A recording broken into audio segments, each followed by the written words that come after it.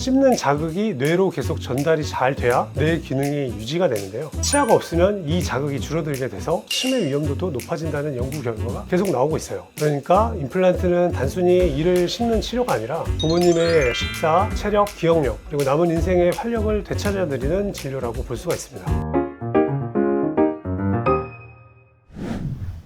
안녕하세요.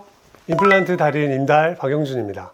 여러분 혹시 이런 적 없어요? 오랜만에 부모님을 모시고 고깃집에 갔는데 예전에는 갈비 정말 잘 드시던 부모님께서 고기는 안 드시고 냉면이나 반찬만 드시고 계시는 거예요. 두부나 계란찜 같은 것만 드시고, 그때 대부분 이렇게 생각을 하시는 경우가 많은데요. 이제 입맛이 좀 변하셨나? 근데 그 입맛 문제가 아닐 수가 있습니다. 치아가 무너졌다는 신호의 가능성이 훨씬 크거든요. 부모님들은 절대 말씀 안 하시죠. 오히려 괜찮다, 나이 들면 원래 그래, 이렇게 참으시는 경우가 많잖아요. 그래서 오늘은 자녀분들이 집에서 바로 확인할 수 있는 부모님의 치아 건강 체크리스트 딱 이렇게 4가지만 알려드리도록 하겠습니다. 이 4가지만 아셔도 임플란트까지 안 가고 치아를 살릴 수가 있어요. 첫 번째로는 가위 사용 횟수를 한번 살펴보세요. 부모님이 식사를 하실 때 고기, 깍두기, 김치를 계속 가위로 자르고 계시지는 않으신가요? 예전에는 그냥 드시던 걸 잘게, 심한 경우에는 거의 다져서 드신다면 이 어금니 기능이 이미 많이 약해졌다는 뜻입니다. 어금니는 맷돌처럼 음식을 갈아주는 역할을 하는데 그 힘이 없기 때문에 가위가 대신 씹어주는 거죠. 특히 식사 시간이 유독 오래 걸리신다면 이건 잇몸뼈가 약해지고 있다는 신호거든요. 두 번째는 씹는 소리와 살의 들림입니다. 식사하실 때 쩝쩝 소리가 커지거나 자꾸 헛기침, 살에 들리지는 않으신가요? 이건 단순 습관이 아니고요. 치아가 제대로 맞물리지 않으면 입이 완전히 다물리지가 않고 덜 씹힌 음식이 목으로 넘어가면서 생기는 현상이거든요. 쉽게 말하면 씹는 기능이 무너지고 있다는 증거입니다.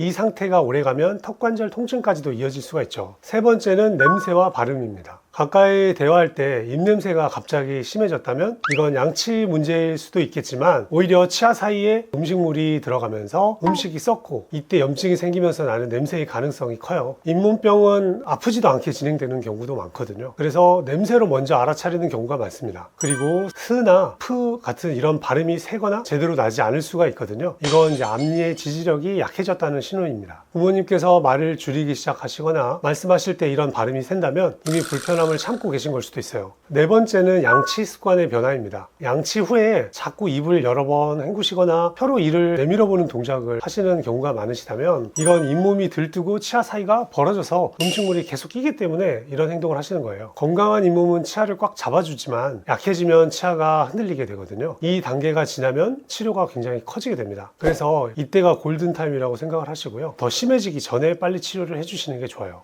치아 건강은요, 단순히 밥을 잘 먹는 문제만은 아니고요. 많은 분들이 이 몇 개 없어도 그냥 살지 이렇게 가볍게 생각하시는데 치아 건강은 전신 건강의 시작점입니다. 이가 없으면 제대로 씹지를 못하고 그렇게 되면 음식이 잘게 부서지지 않아 소화도 잘 안 되게 되고요. 영양 흡수도 떨어지고 결국 체력적으로도 많이 급격히 약해지게 되겠죠. 그래서 부모님들이 식사량이 줄게 되고 살이 빠지고 기운이 없어지는 게 단순 노화가 아니라 치아 문제에서 시작되는 경우가 정말 많습니다. 그리고 또 중요한 게 하나가 있는데요. 씹는 자극이 뇌로 계속 전달이 잘 돼야 뇌 기능이 유지가 되는데요. 치아가 없으면 이 자극이 줄어들게 돼서 치매 위험도도 높아진다는 연구 결과가 계속 나오고 있어요. 그러니까 임플란트는 단순히 이를 씹는 치료가 아니라 부모님의 식사, 체력, 기억력, 그리고 남은 인생의 활력을 되찾아드리는 진료라고 볼 수가 있습니다. 부모님 모시고 치과 상담하러 갔을 때 여기는 꼭 봐주세요 이렇게 요청해야 될 부분들이 특별히 있을까요? 부모님께서 본인의 불편함을 적극적으로 말씀 안 하시는 경우가 간혹가다 있으세요. 선생님께서 알아서 잘 해주시겠지 이렇게 말씀하시는 경우가 있는데 부모님께서는 자녀분들한테 그런 부분에 대해서는 조금 더 편안하게 말씀을 하시니까 만약에 그렇게 불편하셨던 부분이 있다면 그 부분을 꼭 치과 의사분한테 잘 전달해 주시면 치료하는 데 있어서 훨씬 큰 도움이 될 수가 있습니다.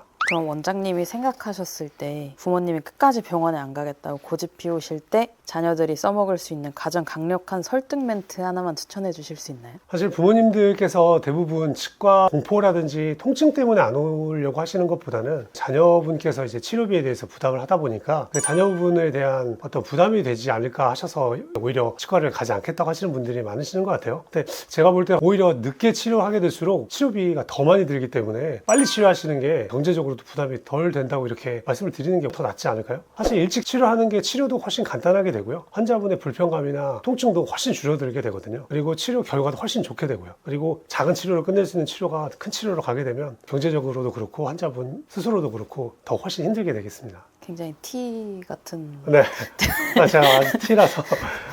부모님께서 괜찮다, 뭐 아프지 않다 이렇게 말씀을 하셔도 말 그대로만 믿지는 마시고요. 오늘 알려드린 체크리스트 딱 한 번만 확인을 해보세요. 그리고 검진만 한번 받아보자 이렇게 가볍게 부모님 모시고 치과 한번 들어와 주세요. 그 작은 행동이 부모님의 인생 10년을 바꿀 수도 있습니다. 지금까지 임플란트 달인 임달 박용준이었습니다. 감사합니다.